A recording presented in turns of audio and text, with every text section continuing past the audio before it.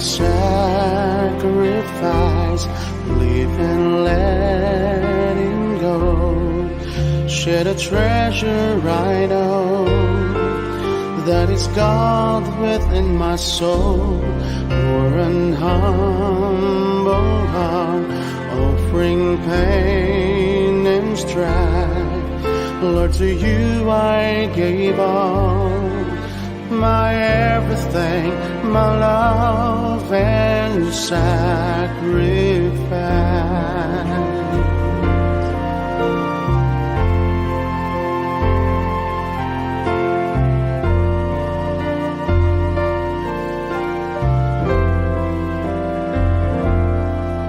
In the face of the aged, I see your wisdom.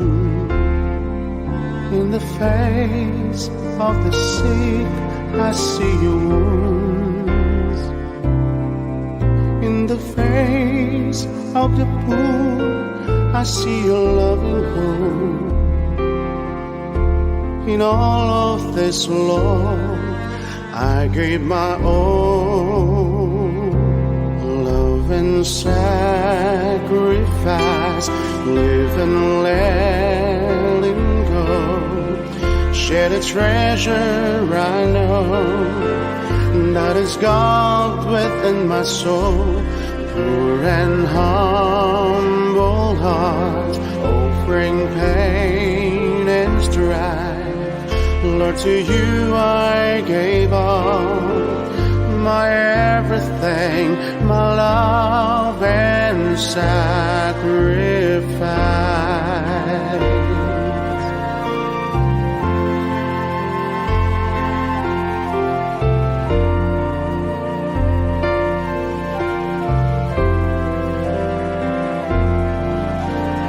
Face of trials, I see your saving cross. In the face of danger, I see your hand. In the face of prayer, I see your heart. In the face of love, I see but you. Love and sacrifice, live and letting go. Share the treasure I know that is God within my soul. Poor and humble heart, offering pain and strife, Lord, to you I gave all, my everything, my love and sacrifice.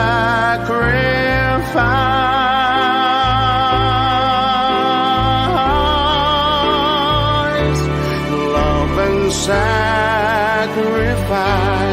live and letting go. Share the treasure I know that is God within my soul. Poor and humble heart, offering pain and strife, Lord, to you I give all, my everything, my love and sacrifice.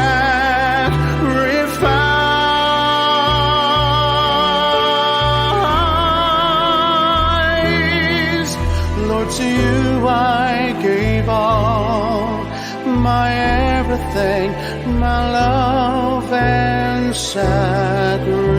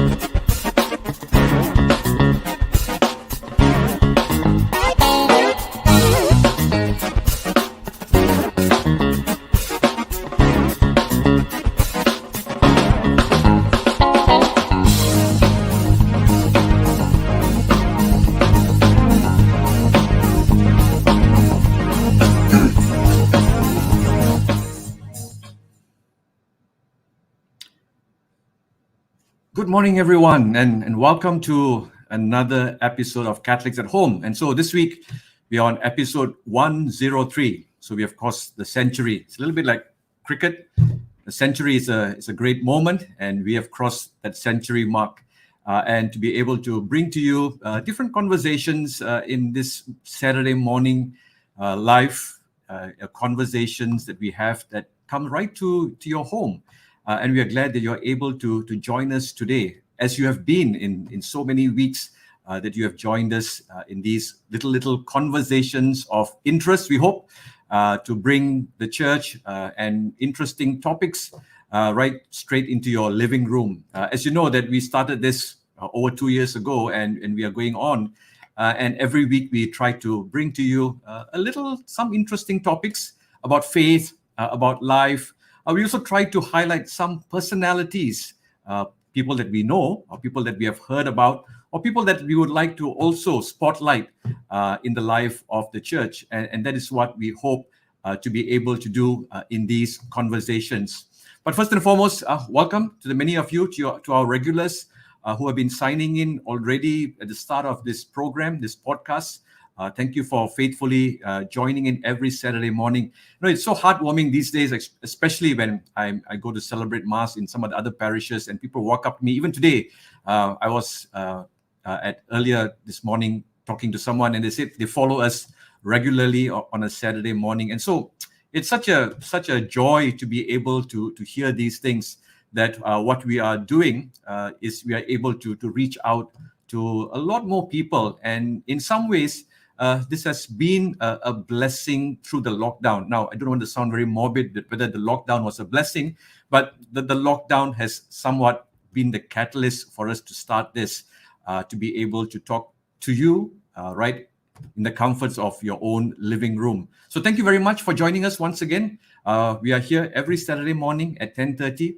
And if you haven't already, don't forget to press subscribe if you're watching us on YouTube, or if you are on Facebook, don't forget to follow or like us so that you get reminded of our upcoming programs. So every week we try to bring you different things. And if you click the subscribe button, which is that little bell on YouTube, or that like or follow us on Facebook, you will be updated as soon as our program is prepared and posted. You will get a notification that you will know what is coming up on Saturday morning. So don't forget, keep Saturday morning 10:30 a.m. free for us. And if we are not, we will let you know. Of course, sometimes we are tied up with other things now that life is coming back to some sense of normalcy in many ways. But nevertheless, we would like to keep this little time slot that we have kind of owned for ourselves here at Catholics at Home, Saturday morning, 10:30, live on different topics, different issues, faith in general, and also personalities. And so this morning, we are privileged to bring to you to another personality that many of you may have heard of, some of you have not heard of, but nevertheless, it's always a joy to bring a different person into our conversation. Earlier, you heard the song, Love and Sacrifice. Now, this song, many of us may not have heard, and we are hearing it for the first time. It was written by a priest from the Archdiocese of Manila, whom we are spotlighting this morning.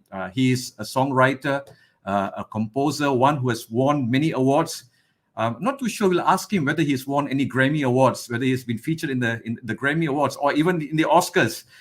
We will ask him, but we know that he has won many awards, and it's a great pleasure to welcome him. I'm meeting him for the first time. I've heard about him through my other works, but it's a pleasure to meet him for the very first time and have this conversation with him on this Saturday morning. Let's welcome Father Carlo Magno Marcelo. Good morning, Father. Good morning, Father, and to all your viewers. I'm so happy And we to say, be here. welcome, mabuhay. That's the only word I know. Mabuhay to everyone. Of course, we have a common word, salamat. Salamat is a common word that we use between both our cultures. Yes, salamat. Yeah, welcome. I'm so happy to be here. Welcome to our Catholics at Home, and it's a great pleasure to meet you on this platform. We have worked indirectly, which we'll talk about it a little bit in a while, but it's a pleasure to meet you. We have a mutual friend, Father Rico. As you Yes. said, yeah, your classmate. He kind of connected us. Yes. So we know that you are a songwriter. All right. We'll hold the question about the Grammys and the Oscars afterwards. Oh, But Father, I know there are people who know you, there are people who do not know you. But for the benefit of our viewers who are hearing your name for the very first time, tell us a little bit about yourself. Where do you come from, and which seminary you went to, and how many years you've been a priest, and whatever other information that you think may be beneficial for us this morning. yes. So I'm Father Carlo Magno Marcelo. I'm from the Archdiocese of Manila, and I've been a priest for 28 years already. Father Rico is my classmate, and I've never been assigned in the parish, but I've always been assigned in offices, no? And I was assigned in the minor seminary, and then in the office of the late Jaime Cardinal Sin, and then I was transferred to the seminary. For 19 years, I worked in the seminary in various roles, and then after 19 years, I was given the task to assist as minister in the catechetical ministry of the Archdiocese of Manila, and the office is still inside the major seminary. So I've lived almost half of my life inside San Carlos Seminary. I'm happy with this will of the Lord, as long as I'm led to be of greater service to His kingdom, and that makes me happy. Now, your name is very interesting, Carlo Mano, Carlo the Great. I would think that's, I'm sure you do a lot of great things in the seminary and also in the catechetical and liturgical ministries, or wherever you are sent. But before we get into this conversation, something kind of caught my eye. That little statue behind you, Father. Would you like to tell us a little bit about that statue? I know it's not part of this morning's conversation, but I'm sure that has caught the eye of many people.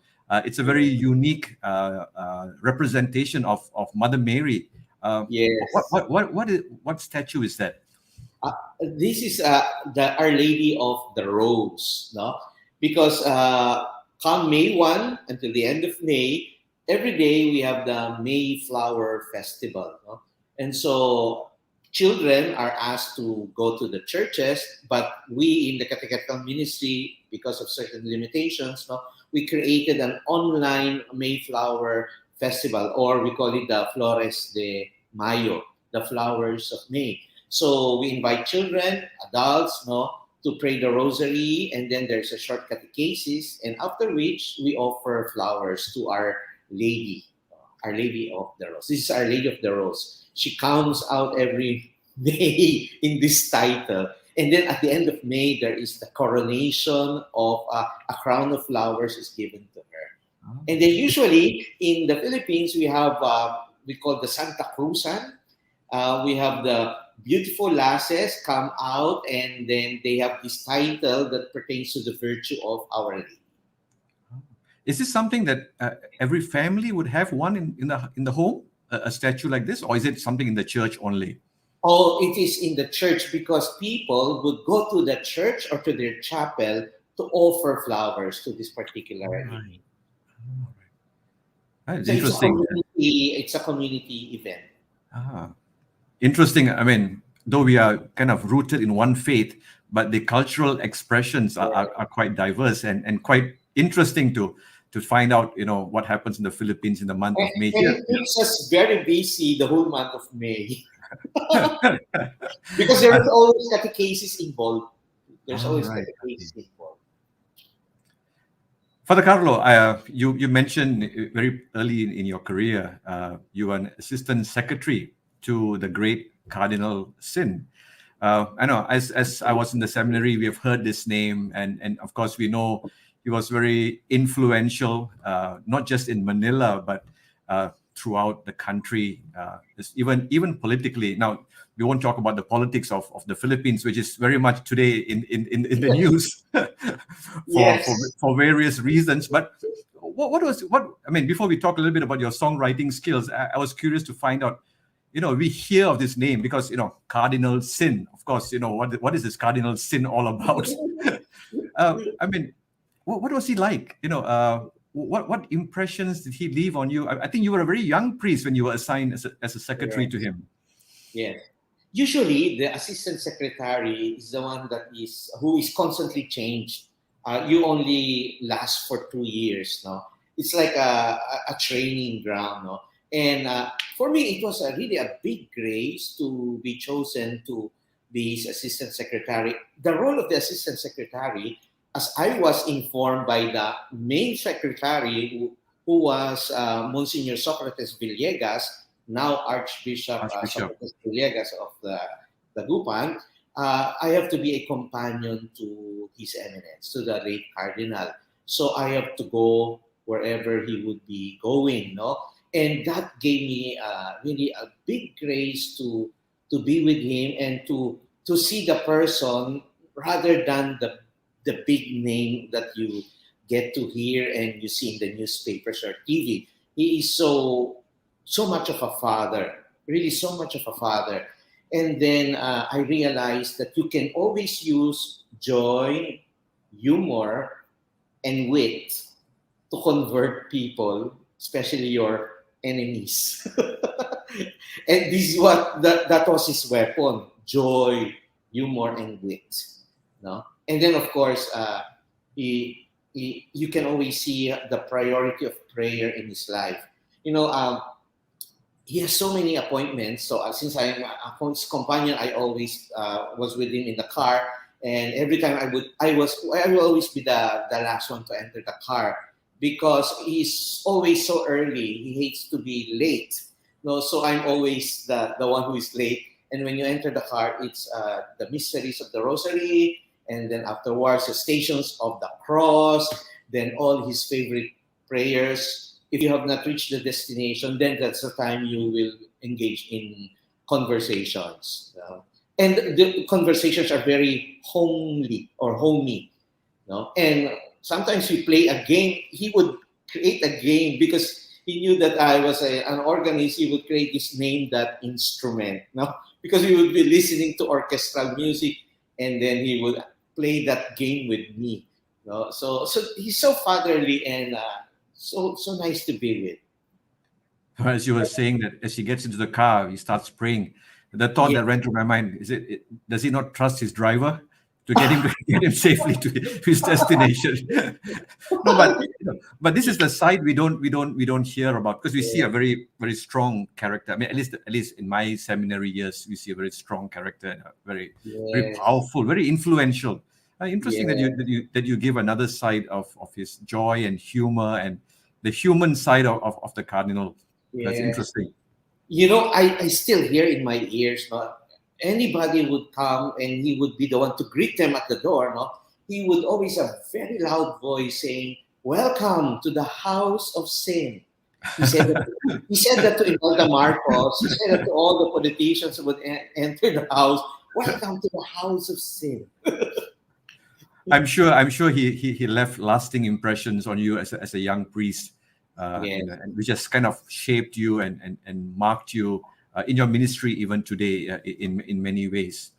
But coming to talk a little bit about being a songwriter for the Lord, I think this is the first time we are featuring someone like you who is a composer with a kind of an illustrious, I wouldn't want to use a career, but a ministry. Let's call it a ministry.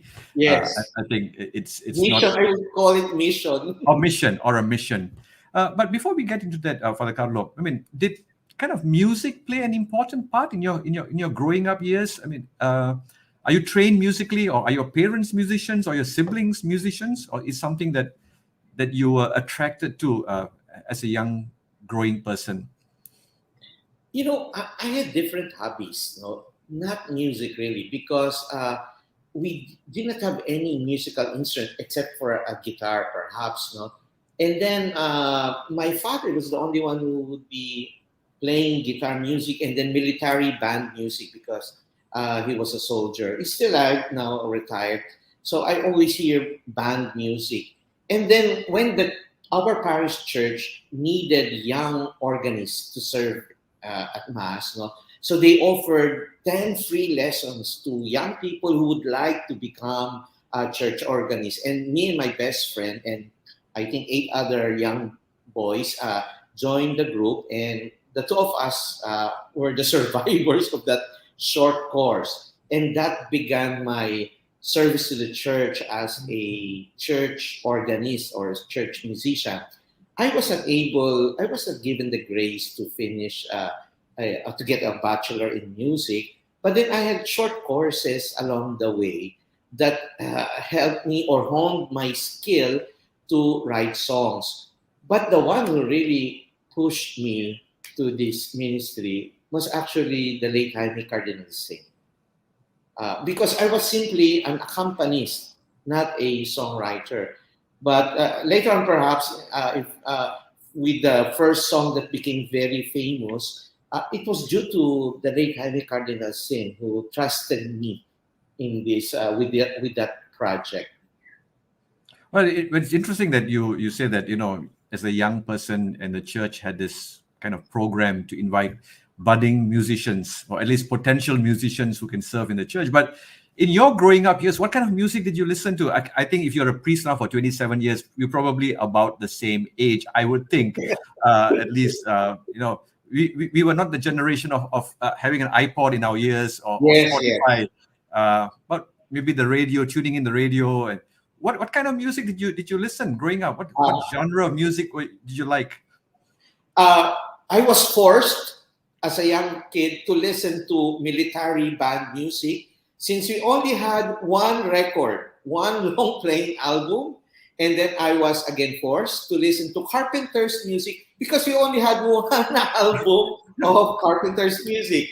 And so I grew up. But when I was in high school, when rock was the most popular thing, I and my buddies were listening to John Williams' soundtrack of Star Wars and all the sci-fi music. We knew the title of the music of the movies, and that's a bit weird, no? But we were not yet labeled as geeks, but we were listening to Henry Mancini, John Williams, while the whole world, the whole youth of my generation, they were listening to rock. No, we were listening to John Williams. Then later on, I appreciated Broadway music. I almost memorized the soundtrack of The Sound of Music without even watching the movie because we didn't have a video player then. But then I was able to memorize and just imagine created the scenes of Do Re Mi, no, and all those. Then I started to love Broadway music that made me. There is this inclination to melodious patterns, easy to sing and then melodious, and then narrative in a way. So that created my sense of in my writing of songs. And then the instrumental music helped me with the musical arrangement, how the -1 should sound because of that movements created by John Williams, the emotions that would come to this instrumental music as background to the various scenes of those movies. So that helped me a lot later in my life as a songwriter. Well, It's interesting. weird, right? Yeah, no, it's quite inspirational because last week we celebrated Good Shepherd Sunday and it was World Day of Prayer for Vocations. Yeah. So even if our young people out there are listening to all kinds of music, God can always lead you in a particular path towards liturgical music. So listening to you to say there's hope to those people who are listening to all this heavy metal rock music, you can be led towards the path of God, to love His liturgical music. Yeah, and I was not writing songs way back then. I was just simply on the side because there are other classmates of mine who are so good with the piano and in writing songs, and I was very timid and quite shy.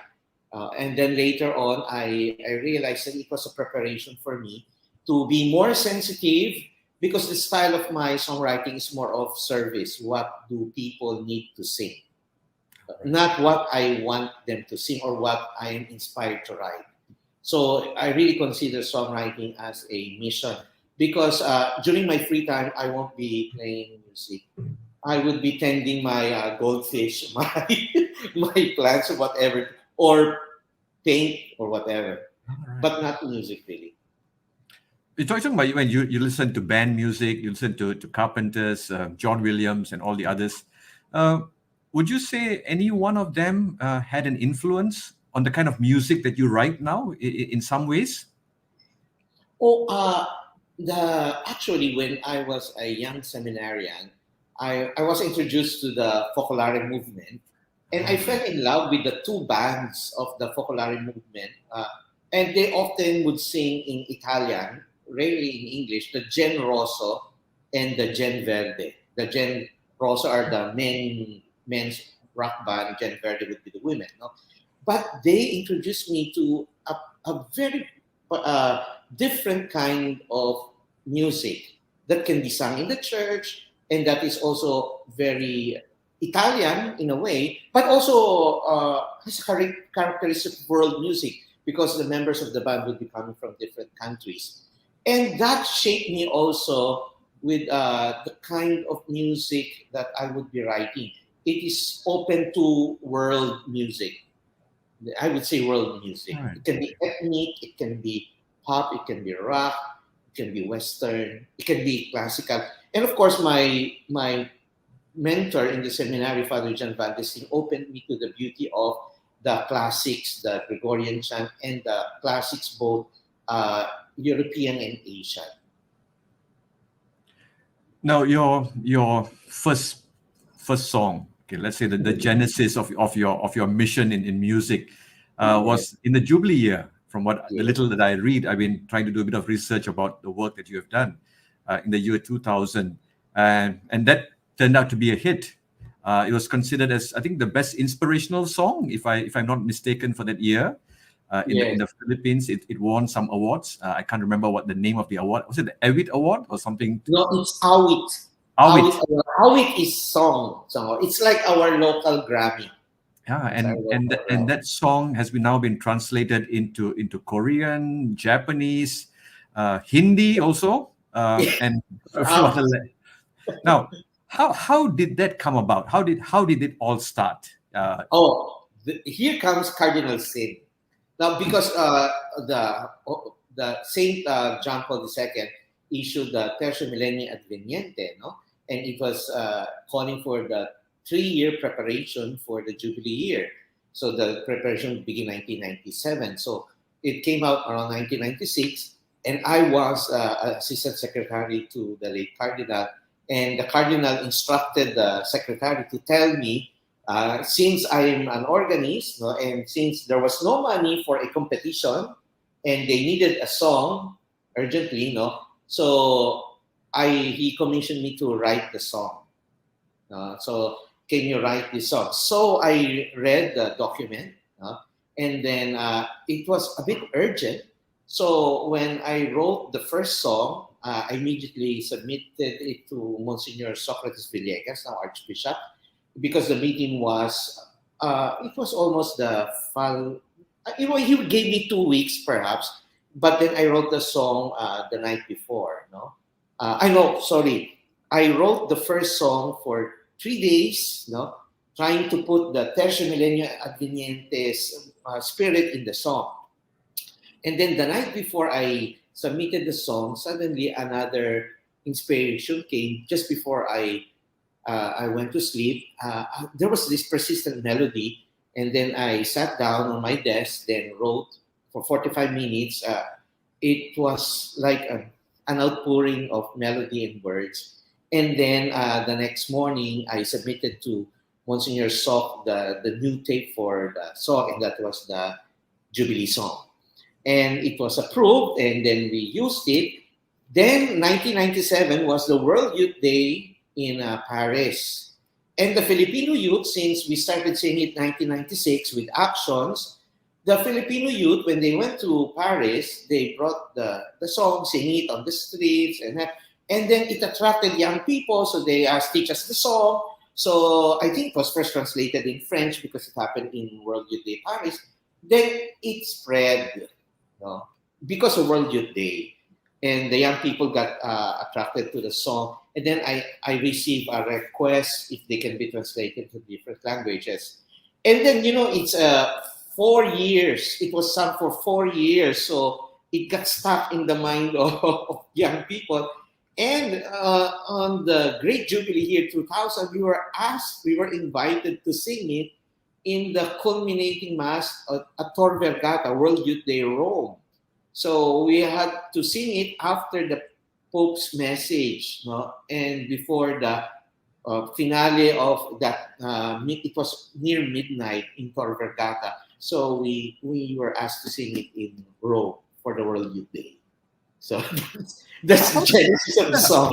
How does the inspiration come for you when you sit down either on the piano or the organ to write? I mean, is that something that happens naturally, or is it like something that while you're sleeping in the middle of the night, you get a little kind of a brainwave and you wake up? Sometimes it happens and you start writing. I also read that you wrote a song for Cardinal Sin the night before he died. The night he died, his wake was in the Manila Cathedral, and I felt that I have to give honor to this man, and suddenly I had to write a song, and it was sung the night before he was buried. So what inspires you, or what inspiration do you look for when you sit down to write a song? First, I only write songs when I am asked to write a song. When I'm always commissioned, it's not my hobby to write songs. So when I'm commissioned, I always ask the one commissioning me or the group, what you give me the materials and what you want the people to feel, what the people to sing, then what are the words that need to appear. And then after the meeting with them, I would read the materials, pray over it, and then I have to wait. That's the difficult part, to wait. And after doing my assignment, after praying, I have to wait. And the worst thing is when the deadline is very near and there is no song yet. So I have to wait. And then it would appear anywhere. That's why I'm so happy now that phones now have recording capabilities. Way back then, I still have the old recording machine, cassette tape. So every time there's a melody, I would sing it. Sometimes there would be words. Most of the time, there would be no words. Then when I feel that the song is almost complete, then I would sit down and finish the song and edit the song. The worst songs that I've written is when I was very prepared. I think those songs were not really inspired. So I've learned my lesson. So I would really wait. And the good Lord is really very good. At least before the deadline, the song would come. And it comes so fast. It comes so fast. So I have to record it and then do an editing. And then I submit it to the one who commissioned me and ask for their opinions, and they would say, can you change this? Can you do this? Sometimes it pains me because it's an effort that you put, then suddenly I've chosen the wrong word. But then I need to humble myself because it is the song of the people. And so I have to do some revisions and submit it again. So that's how the dynamics of my songwriting would go. I trust in the inspiration, then I submit it for comments and then for further editing. So you were saying that you compose when you are commissioned. You're not like one of those people while you are showering and suddenly you get a tune in your head and you quickly go and write it down or something like that. No, unless I'm waiting for the song. All right. To be inspired, no, I'm too lazy to do that. Songwriter. But you have written what, something like 70 songs, over 70 songs, and because I'm free. In short, I'm cheap.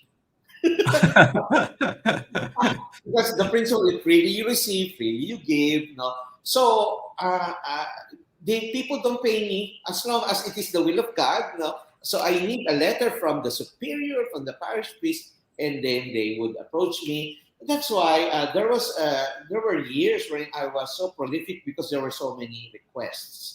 Usually, the average number of songs that I would write in a year would be one or two. All right. Oh, one or two. But there would be years wherein a group would ask me, like a mass, a full mass. And so I would give into their request. No? So that's why there were years that I wrote an album or two. Yes. And when you write these songs, you write the melody and the lyrics at the same time. Yes, no, Okay. it's a bit difficult for me to collaborate Okay. because of the sense of time. My time is a bit flexible. If I'm not ready, I'm not ready. If there is no melody, there's no melody. If the other one, if I will be collaborating and the other one has a melody, I would lose my melody. All right. So it's a big challenge for me to collaborate, but I've been collaborating with others in the past. No? Uh, Nowadays, it's more of me then letting others edit or check the one that I've written. Now, Father Carlo, when you talk about music is very subjective. Yeah, It's everybody's got a different opinion, a view about music, especially church music. yes, Everybody has got it can either unite you or it can divide you in yes, many ways, especially in a parish. yes. And you have written a lot of liturgical music, music that we use in celebration of our liturgy.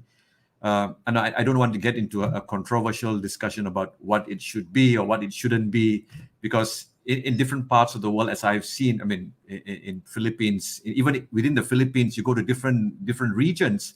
Wow. The music is so different. Yes. Some are more animated, some are not. Some are very cultural.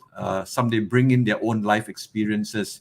But in your work, when you write liturgical music, as a composer, what principles do you apply, especially like to encourage? I think one of the things that I've always liked in my own journey in the priesthood is to look for music that can incorporate the life of where it comes from, the life of the people, the culture of the people, whether it's in instrument or whether it is also in the kind of a melody. But for yourself, when you talk about liturgical music, what principles do you apply or do you look for when you are composing? Uh, for me, first, the biggest, I would say, a challenge is we have this patrimony of like the Gregorian chant, no? And patrimony means it's the treasure of everybody. No? Therefore, we have to give value to it. No? So, but the thing is, how would you help the young people or help people today appreciate such a gift, such a treasure? So I always challenge myself on how to allow the Gregorian chant, the Latin songs, to enter into today's music. So usually I create music using chant, a certain part in chant, then a certain part in the vernacular. Then secondly, the color of unction or being sacred or being in a way separated, a music that is not worldly, and yet there is the sense of the sacred, the sense of the other. That is a very important trait in liturgical music. And of course, the text. I've been in charge of the choir of the Archdiocese of Manila for 10 years. And I know the problems, no? I know the quarrels and everything. And then the question of what school? Do you belong to the Jesuit school? Do you belong to the Exactly. classical school? No. But then I saw the icons of liturgical music here in the Philippines, like Father Montiveros. He can change the tune of his composition because the people would be singing more this different tune of his composition. And so he would say, if the people is singing this, then we sing this. No, he was ready to change. because it's the people praying in song. You know? And so I've learned a lot more to help the people pray in song. You know, but no, since I'm a priest and I'm seminary formator, I've been lecturing on the proper elements of liturgical music. I tend to get a balance of popular tune and then of the traditional tune, and then what is really required in the liturgy, like the use of the proper text. It's such a difficult thing to balance all this. Yeah, like you said, this is, just like music, art, and many others, all are very subjective. It depends on what Yes, people like and what people are used to. One may like, it this way, one may like it in another way. And sometimes, rather than finding an opportunity where we can collaborate, sometimes it becomes a point of a contentious point that it divides people, and in that sense, music in itself loses its objectivity and yes. focus. Like you said, the sense of the sacred. Any song that we sing or any And active participation is a very important element. No, active participation. No? And so sometimes, I create medleys because I need to use the proper text, but I want the people to sing. And so I would use the refrain of a popular liturgical song, and then I go to a traditional song. And so I create medleys because I want people to sing during the celebration. So they will sing parts, and then choir can sing solo. And since I'm a songwriter, I seem to have that license to do some chop chop of certain songs and then create this, and nobody would question me. So that's the advantage that I have. Yeah. I think that's the one, like you said, one of the things that in Asia and even Africa I've seen, and in some parts of Latin America, that people participate, people respond, and people just sing their hearts. No, I mean, I know even here in Malaysia, sometimes there are people who know they're tone deaf, but they could care less. I mean, they Yes, would just let it go, let it flow from them. It's yes, really their connection with God.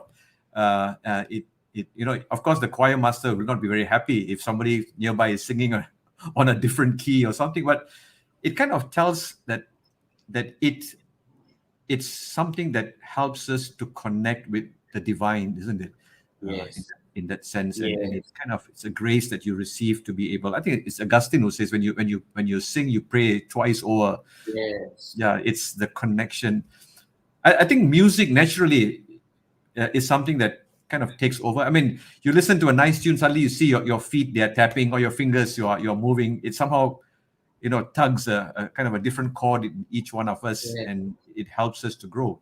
But you are in liturgical music, you are in catechetics. Now, this is an interesting thing I wanted to ask you.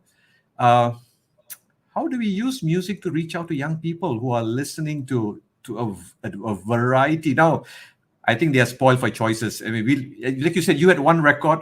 Probably in my house there were just a few records, and those cassettes that you plug in, that we heard over and over again.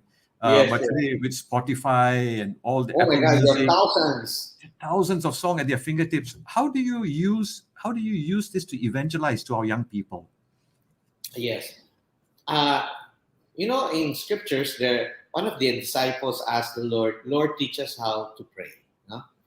And I read once in a book that in a book on liturgy that we are all stutterers. No? We stutter, which means metaphorically it would mean that we want to say something but we cannot express it, and especially the young people, no, they feel something but they cannot express it. And I think that's the where music would come in, because we're all stutterers in front of the Lord. And so, therefore, we have to help the young have this expression to be able to use music as a vehicle for them to express, though it may not capture their total feelings, express what they are feeling inside through music. And I've seen this especially when in a funeral, when we ask the grandpa uh, who lost his wife, to say something before the mass. I cannot forget this, and he said nothing. She doesn't want to say anything, and then of course the grandchild spoke instead. But in the middle of the speech of the grandchild, suddenly the grandpa sang a song. No, it was their a love song. Then everybody, we were all quiet, and then we waited for the grandpa to finish his song, and then afterwards, we were almost all crying because he cannot express the great loss, so he just used their love song. And I think that's the role of music in the young, to in evangelization in the long run. And for example, in the Archdiocese of Manila, when they created the vision mission, because churches would like to have the vision of the Archdiocese of Manila, and how would you help the people know or memorize the song? So I suggested we turn it the vision. We turn it into a song.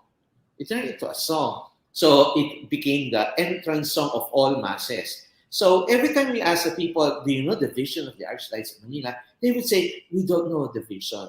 But then we would say, do you know Bayang Tinawag?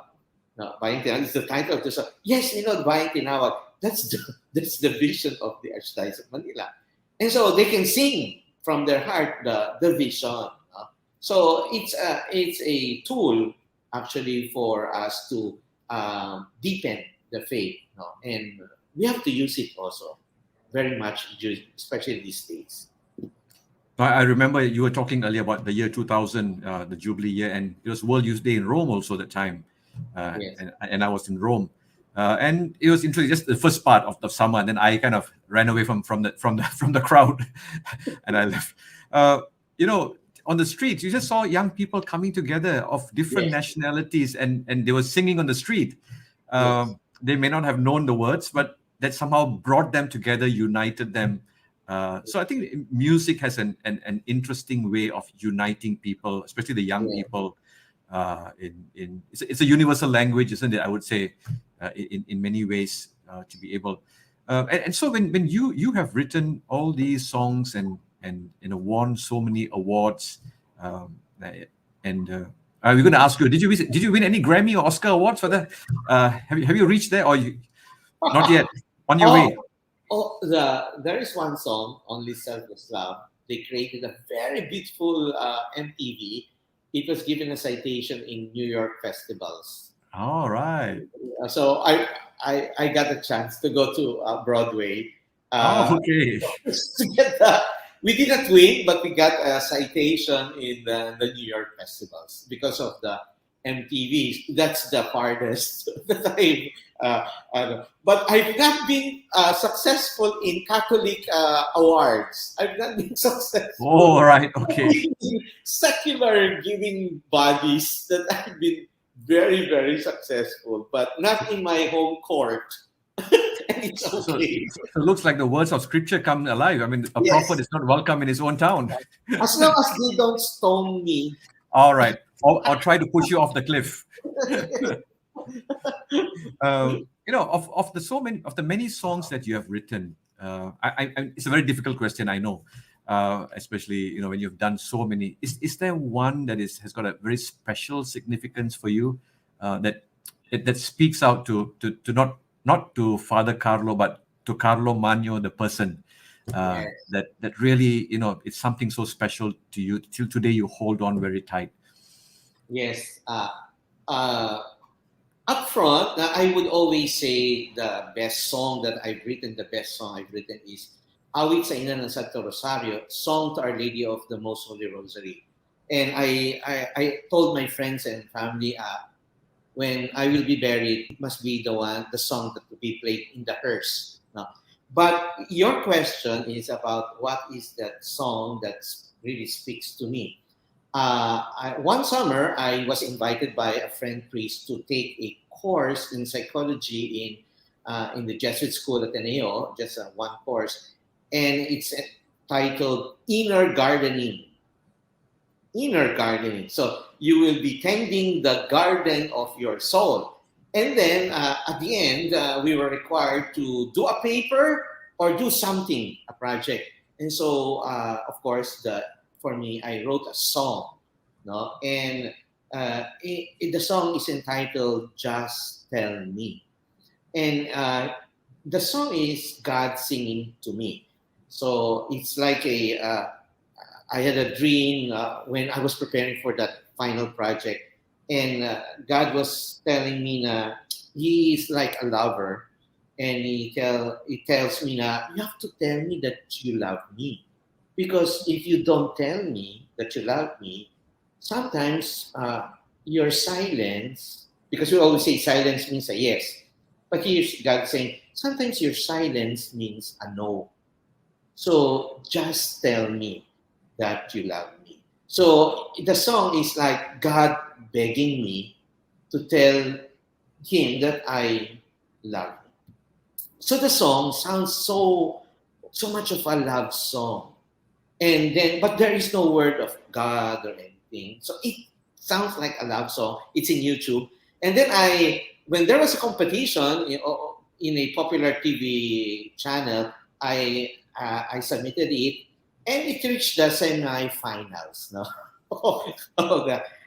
Because it is a love song, really. So that is very close to my heart. It is the song of God to me, not always reminding me that I have to, even though I'm a priest, sometimes I forget to drop by the chapel and say, Lord, I renew my love for you. Sometimes I'm always working I'm doing works for God. Sometimes I forget to talk to the God who gives me this, to whom I offer all my works. So that song is very close to my heart. Just tell me. You can listen to it in YouTube. Just tell me. All right. We will highlight a little bit of that song. And the first notes is a shout. You'll be shocked. The very beginning is a shout. The God who is lover seems to be complaining. So he would be saying, just tell me. So as if he ran out of patience. That's it. You were saying earlier that you didn't go to a music school. I mean, Yeah. you went to church. I mean, it's my own same experience. I mean, I first started playing the guitar in church. I learned with friends, and then with the organ more in the seminary, we had the opportunity to learn a bit more. But today, I don't know in the Philippines, but in Malaysia, I mean, learning a musical instrument, a lot of young people do that today. They have the opportunity. The parents give them, I'm sure probably in the Philippines too. But we also begin to see that not many of them actually would want to come forward and to play for the church, in the church choir. And we experience that, in large churches. We have very few people. There are many musicians, but very few who step forward to say, I mean, let me offer my talent to God. People who are, what would you like to advise people who are thinking about it, who are shy to play in church, as a liturgical musician? What would you say to them? Some of them are afraid to make mistakes. Some of them are afraid that people will ridicule them. Yes. I think we need to address first the music directors before the musicians, because sometimes the restrictions there, we're so afraid to disobey the rubrics, and sometimes that becomes a stumbling block. The more that the young people they become so afraid to not follow instructions. So the advice that I usually give to budding composers is that just continue to write. Don't ever focus on being published, because sometimes that overtakes the desire to serve or to dive into the ministry. Sometimes you have this desire to be published, then your songs to be known. No, But I said, forget about it. You just write and write. If the people need this, if you want to express yourself, you just write. And then be open. The thing is, when you write, you share it. If it is for the church, you must be ready to let go or lose yourself. To die to yourself. If they would say this would not help, this is so fast. The words are not good. No, just be open to it. And I think if given the opportunity, priest would be very, very encouraging. If the parish priest or the choir director would be very encouraging rather than strict. I think many young people would really like to give their contribution because you get to see them in other churches other than the Catholic Church. You get to see how rock music in different churches are used or sound seemingly like rock or fast-paced music, and get to see a lot of people flocking to their worship services. But then we can also offer a different kind of ambience with our traditional music and yet at the same time contemporary music. There is a place for all types of music here because what we are judging is actually the value that it is good music. That it is good music. We're not judging the style actually. So, a lot of Asian musicians, composers, they try to, introduce or integrate, local instruments. I'm sure you are also exposed to that. Yes. Because the faith that we profess comes from a particular era, and organ music plays an important role in that. But there are young people who experiment with different kinds of. Is that something that you try to do in your lessons with the seminarians in your own music? Do you try to experiment with some cultural elements in your music that kind of speaks to the heart of the people whom you're writing for? Yeah. Well, I grew up in Manila, and Manila is more of the synthesizer type. We don't have indigenous instruments. If we will be having a conference with people coming from the north and the south, that's the only time we use these indigenous instruments. And most of the time, we don't have knowledge of it. So I think if you will ask composers from the other regions, they would be using their indigenous instruments. But enculturation is very critical today, and to express one's faith with one's culture is very, very important and vital for our faith to go to be deepened.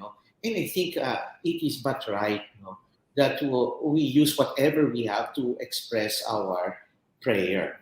In Manila, we are more exposed to the contemporary music, also Jesuit music and other things. But then more of the actions, the gestures. Our young people or the children will really love the symbolic gestures in the songs at the mass. I'm currently involved in an online children's mass, and we always have the gestures incorporated in the singing for the children's mass. Now, Father Carlo, we are coming to an hour of this conversation that's passed so quickly without us realizing. I'm just going to kind of dive into, to your latest project now, which somewhat, indirectly I'm involved also for the Federation of Asian Bishops Conferences, the 50th anniversary celebration. Now, you wrote the theme song, Yes. which we can't play this morning. Because it's not been officially launched yet. I don't know. I don't want to be sent a lawyer's letter to say that I infringed some copyrights before.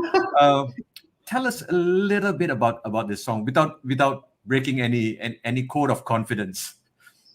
The song, first of all, their theme is quite, in a way, it's my first time that I encountered. I saw his star rising.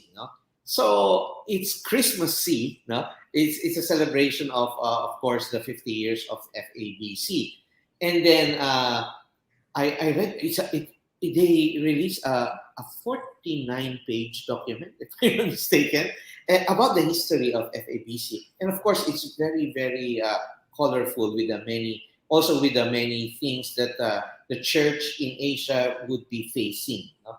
And so I asked the one who contacted me, I think it's Father Bill, and I asked him to ask questions. I have certain questions as to how should the Church of Asia move forward, no, in this period, no. Of course, it's not simply looking back at the 50 years, but it is looking forward to the mission of the Catholic Church in Asia. And then, yeah, Father Bill was saying, of course, they want something to sound like a prayer, no? But then the challenge is how to make it also appealing to the youth. So what I did was I combined both challenges together, no? So it would sound like a prayer in the beginning, then it would go somewhere else in the middle. No, my favorite term is it would go Bollywood in the middle. In the middle. And so that's how the song would go. And I challenged the arranger, my friend, who is so good with arranging music, to incorporate Asian music, Asian instruments, rather Asian instrument. And surprisingly, it was sung almost by one person because it's pandemic. I was thinking of one of the best groups in Manila, the Bukaspala, the Jesuit group, no, but there were problems with the recording because of certain restrictions in the studio. Then I asked my most talented and favorite singer, who is not so well known, and she did everything, no, with one companion to sing the male voices, Jingle Buena, and she did so much to this song. So it will be a big surprise, and I think it's one of the most beautiful songs I've written in my lifetime. I've had the privilege of seeing it and listening to it, Yes. being in the committee, and congratulations on a work well done with this. And for the benefit of our viewers who don't know, FABC is the Federation of Asian Bishops' Conferences. All the different conferences of Bishop in Asia form this federation, and it is going to celebrate its 50th anniversary, which was supposed to be 2 years ago, but because of the pandemic, it got all delayed in October this year. And the theme song is coming from Father Carlo himself, and it'll probably be launched somewhere in August, I think. Hopefully, we keep our fingers crossed, and for the conference in October. And with that, Father Carlo, we have come to the end of our conversation. Thank you very much for taking time. I know you're very busy this morning to be with us, to have this little conversation. First time having a liturgical songwriter on our show. And hopefully, we get to hear that song. But before we go, all your earlier songs, 70 other songs, where can our viewers go to listen to them? Are you on Spotify, Apple Music, or where are you? Yes. My songs are in the various digital stores and also in YouTube, because if you put it in Spotify, I don't know, it comes out in YouTube. All right, So okay. they may be linked together, and so you may find it. But I use the name, my first name only, Carlo Magno. Since I released albums, I just use my first name, Carlo Magno. So it's in Spotify, and my name there is Carlo Magno. All right. So to our viewers, you want to listen to the 70 over compositions of Father Carlo Mano, minus the one on FABC. It's not up yet. Yes. You go to Spotify and you can listen to him. Before we end, Father Carlo, any words of advice, encouragement to church musicians, budding musicians, musical directors in our churches? What would you like to say to them? Of course, the often quoted Saint Augustine phrase, he who sings well prays twice, no? But he also said that to him he who sings loves. No?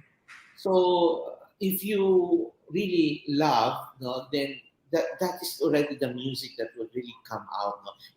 Music is an expression of love from God, and our love to God. No? So music helps us to love more. That's it.